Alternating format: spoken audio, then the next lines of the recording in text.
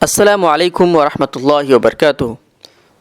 مسلم خواتین خنزیر کے مانند بچہ پیدا کرتی ہے، اس کی روک تھام کے لیے جراثیم کش اور پینے کے پانی میں مانع حمل آمیزش کریں۔ یہ بیان فیس بک پر کھلم کھلا لکھا گیا ہے اور یہ کسی RSS کی پاگل کی تحریر نہیں بلکہ آل انڈیا ریڈیو پروگرام کے پروڈیوسر اور مصنف KR اندرا کی تحریر ہے۔ آسام کے قومی شہریت کے فہرست سے نکالے جانے والے 19 لاکھ افراد کے اس واقعے کے سلسلے میں فرقہ واریت کے نشے میں فیس بک پر اندرا نے یہ تحریر شائع کی ہے۔ اگرچہ ایک عورت خواتین کے ایک طبقے کے خلاف اس طرح کے بیانات دیتی ہے، لیکن مرکزی دھارے میں شامل ترقی پسند گروہوں میں سے کسی نے بھی اب تک اس کے خلاف منہ تک بھی نہیں کھولا ہے۔ سنگی لوگ مسلمانوں کو ہم 5 اور ہمارے 25 کہہ کر کے تانا دیتے تھے، اب بھی دے رہے ہیں، مسلسل دیے جا رہے ہیں۔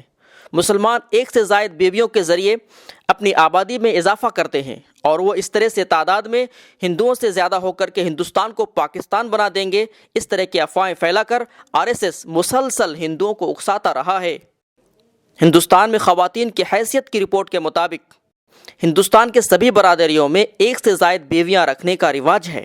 قبائلی برادری میں ایک سے زائد بیویاں رکھنے کی سطح 16% ہے، ہندوؤں میں اس کی سطح 5.8% ہے، جبکہ مسلمانوں میں اس کی سطح صرف 5.7% ہے۔ اس کا مطلب یہ ہوا کہ یہ رواج ہندوؤں کے بالمقابل مسلمانوں میں بہت کم ہے۔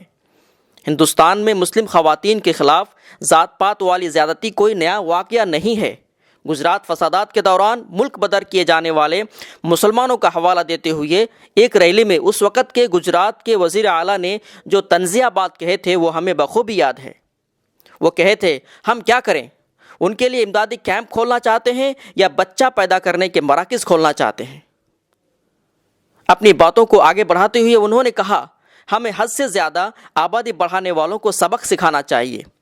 یہ فیشسٹ جان بوجھ کر غلط فہمیاں پھیلاتے ہیں کہ ہندوستان میں مسلمانوں کی تعداد میں تیزی سے اضافہ ہو رہا ہے، لیکن حقیقی رپورٹ اس کی واضح تردید کرتی ہے۔ اس تناظر میں سابق chief election commissioner SY Qureshi کی کتاب پاپولیشن میتھ منظر عام پر آ چکا ہے۔